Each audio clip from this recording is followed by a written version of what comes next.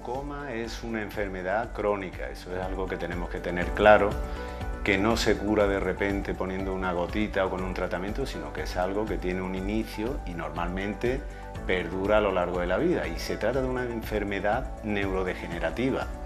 Es en el ojo, pero se produce un daño a nivel del nervio óptico y lo que va provocando es progresivamente una pérdida de las fibras del nervio que dan lugar a los síntomas que finalmente provoca.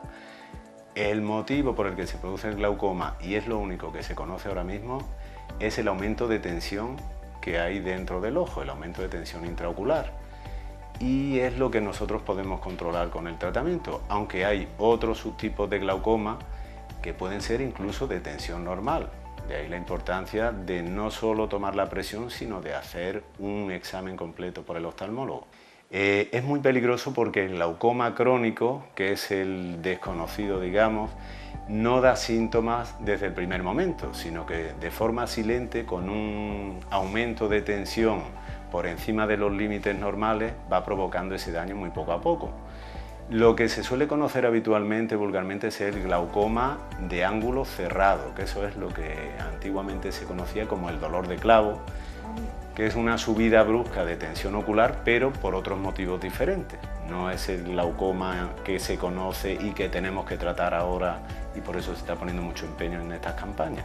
No es complicado detectarla, pero por supuesto hay que hacerse las revisiones oportunas para hacer la toma de tensión y complementarla con otra serie de pruebas como campos visuales, escáner del nervio óptico, que son los que determinan si se padece o no se padece, porque realmente en fases iniciales no da ningún síntoma detectable.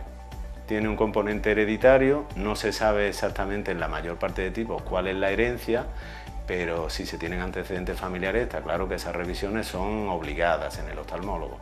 No es curable, pero sí lo que podemos hacer es, una vez detectado, incluso en ocasiones cuando todavía no ha producido ningún daño, poner un tratamiento para evitar que pueda progresar y que vaya empeorando la situación clínica del paciente.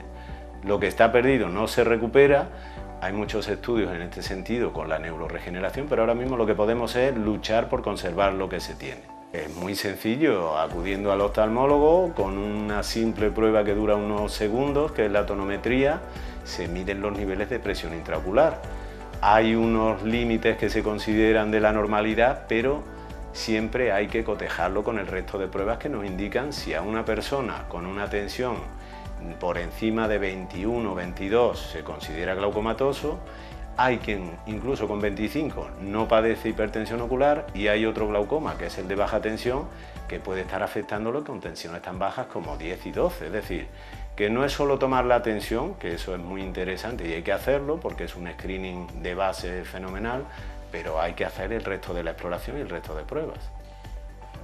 Aumentan, por supuesto, como hemos dicho antes, la herencia, la genética está implicada, también la edad. Se considera que por encima de 55 años el riesgo de padecer glaucoma aumenta. Por ejemplo, hipermetropías altas y miopías altas también lo pueden producir.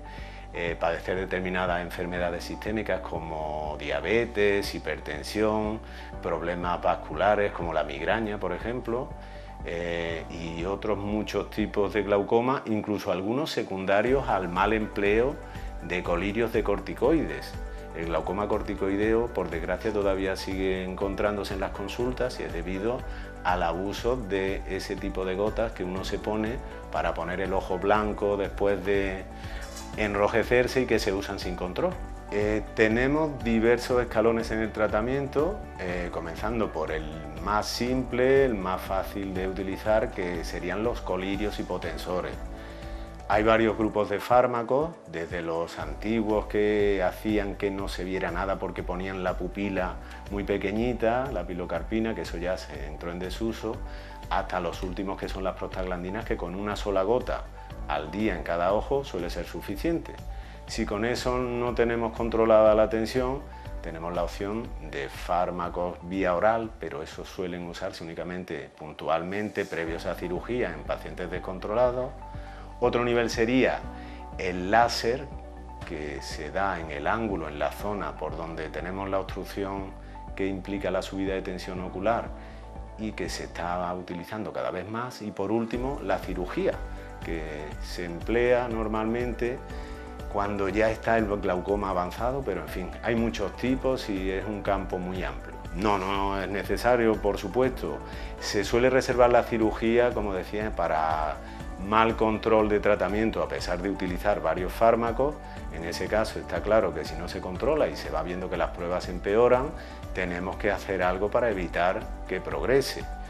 Y ocasionalmente también se puede utilizar como primera elección en pacientes que no toleran la medicación tópica. Hay colirios que pueden producir reacciones en el ojo, pigmentación, enrojecimiento, irritación, que esa es otra de las causas por las que se indica cirugía, o incluso un paciente que llega por primera vez a la consulta, joven y con un daño importante y una tensión que sabemos que no va a controlarse, directamente puede ser el primer escalón, así que hay que individualizar casos. Los dispositivos de drenaje lo que hacen es abrir una vía para la salida del humor acuoso que se produce en el ojo en exceso, o bien que no tiene por dónde filtrar porque se ha obstruido la salida natural, y lo que hacen es comunicar la cámara interna del ojo con la zona externa bajo la conjuntiva, que es una capa que está envolviendo el globo ocular. De esa manera filtra, sale ese líquido, queda en un reservorio que se va eliminando en la zona extraocular y provoca una bajada de tensión a nivel interno. Hay muchos tipos y cada uno tiene un funcionamiento diferente, valvulado, no valvulado, pero en líneas generales esa sería la idea. Parece sencillo. Parece sencillo. El problema está en que estamos abriendo una comunicación, un agujerito donde no tendría que haberlo, es decir, que el organismo reacciona intentando cerrar eso que hemos abierto nosotros de manera artificial. Por eso el posoperatorio del glaucoma es mucho más complicada que la cirugía en sí. La cirugía puede resultar sencilla para quien tiene práctica, digamos, pero después hay que seguir a los pacientes y tenerlos muy controlados para evitar que eso fracase. Haciéndose revisiones simplemente, es decir, teniendo la rutina igual que se puede hacer en el ginecólogo su consulta, igual que puede uno tener revisión con el dentista, tener pautada una revisión anual en el oftalmólogo, especialmente si se tiene alguno de los factores de riesgo, como por ejemplo el genético. En familias con antecedentes de glaucoma es prácticamente obligado a hacer una revisión, si no al año, cada 2 años a partir de determinada edad. Bueno, pues sencillo, a través de la página web, llamando al teléfono fijo de la clínica o bien incluso por WhatsApp. Así que en internet me tienen.